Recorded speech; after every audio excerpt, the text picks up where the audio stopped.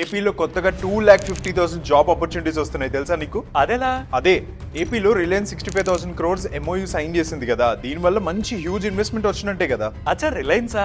అవును, రాష్ట్రంలో biogas project setup చేయడానికి రిలయన్స్ ముందుకొస్తోందని ఒక న్యూస్ వచ్చింది. ఈ డీల్ ప్రకారం వచ్చే 5 years లో 500 కంప్రెస్డ్ బయోగ్యాస్ ప్లాంట్స్ ని రిలయన్స్ ఏపీలో ఎస్టాబ్లిష్ చేయనుంది. ఓకే, దీనివల్ల ఏపీకి ఎంత బెనిఫిట్ అసలు? ఇది ఇంప్లిమెంట్ అయితే జాబ్స్ వస్తాయి, నువ్వన్నట్టు 2,50,000 జాబ్స్ వస్తాయి. అంతేకాదు ఈ ప్రాజెక్ట్స్ వల్ల స్టేట్ గవర్నమెంట్ కి కూడా మంచి రెవెన్యూ వస్తుంది.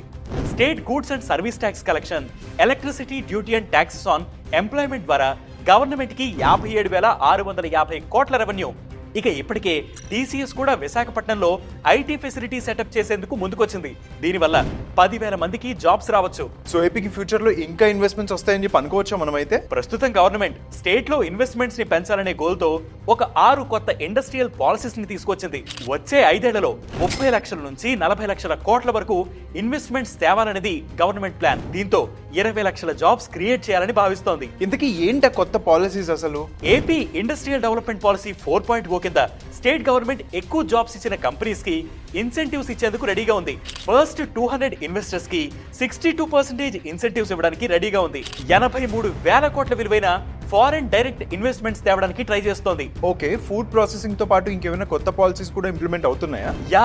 ఏపీ ఫుడ్ ప్రాసెసింగ్ పాలసీ 4.0 కింద 30,000 కోట్ల ఇన్వెస్ట్మెంట్స్ తేవాలని, దీని ద్వారా 3 లక్షల జాబ్స్, 30,000 ఎంటర్‌ప్రెన్యూర్స్ ని క్రియేట్ చేయాలని ప్లాన్ చేస్తోంది. అంతేకాదు AP MSME and entrepreneur development policy 4.0 కింద 22 లక్షల ఎంఎస్ఎంఈ యూనిట్ సెటప్ చేసేందుకు ట్రై చేస్తున్నారు. మరో 50,000 ఇన్వెస్ట్మెంట్స్ ను అట్రాక్ట్ చేయనుంది. ఇక ఏపీ ఎలక్ట్రానిక్స్ పాలసీ 4.0 ద్వారా 5 లక్షల ఉద్యోగాలు, the AP private parks policy 4.0 ద్వారా మెగా ఇండస్ట్రియల్ పార్క్ ఏర్పాటు, AP integrated clean energy policy 4.0 తో 7.5 lakh జాబ్స్ ని కల్పించాలని సర్కార్ అజంప్షన్. మరి ప్రీవియస్ ఇయర్ ఇన్వెస్ట్మెంట్స్ ఎలా ఉన్నాయి? అఫీషియల్ స్టాటిస్టిక్స్ ప్రకారం 2019 నుంచి 2023 మధ్య 46,002 కోట్ల విలువైన ఇన్వెస్ట్మెంట్స్ వచ్చాయంట. 1,06,249 ఎంఎస్ఎంఈ యూనిట్స్ ఏర్పాటు కాగా వీటితో 7,22,092 మందికి జాబ్ ఆపర్చునిటీస్ క్రియేట్ అయ్యాయని స్టాట్స్ చెబుతున్నాయి. ఇందులో 107 కంపెనీస్ ఆపరేషన్స్ కూడా స్టార్ట్ చేశాయని 2023లో రిలీజ్ అయిన రిపోర్ట్ చెబుతోంది. అంతకుముందు 2016 నుంచి 18 మధ్య 327 ఎంఓయూస్ కుదిరితే అందులో 45 ప్రాజెక్ట్స్ మాత్రమే ఇంప్లిమెంట్ అయ్యాయని 2019లో నాటి వైసీపీ ప్రభుత్వం చెప్పింది. అవును, 2023లో గ్లోబల్ ఇన్వెస్టర్ సమ్మిట్స్ అని చెప్పి అటెండ్ అయ్యారు కదా అందరూ, దాని ద్వారా ఎన్ని ఇన్వెస్ట్మెంట్స్ వచ్చాయి? 2023లో ప్రభుత్వం నిర్వహించిన గ్లోబల్ ఇన్వెస్టర్ సమ్మిట్ కి అప్పట్లో మంచి రెస్పాన్స్ వచ్చింది.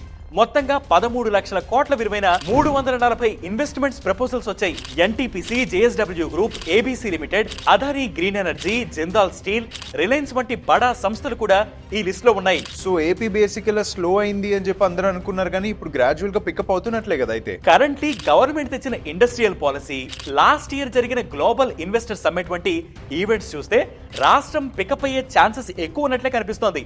కానీ ఇష్యూ ఏంటంటే ట్రాన్స్పరెన్సీ మిస్ అవుతోంది. గత 10 ఏళ్లలో ఏపీకి ఎన్ని పెట్టుబడులు వచ్చాయో, ఎన్ని ఇంప్లిమెంట్ అయ్యాయన్న దానిపై ఒక్కో ప్రభుత్వానికి ఒక్కో లెక్క అన్నట్లు ఉంది. ప్రపోజల్స్ అండ్ ఎంఓయూస్ నెంబర్ చూడటానికి ఎక్కువగానే ఉన్నా రియాలిటీలో ఆ రేంజ్ లేదనే ఎలిగేషన్స్ వస్తున్నాయి.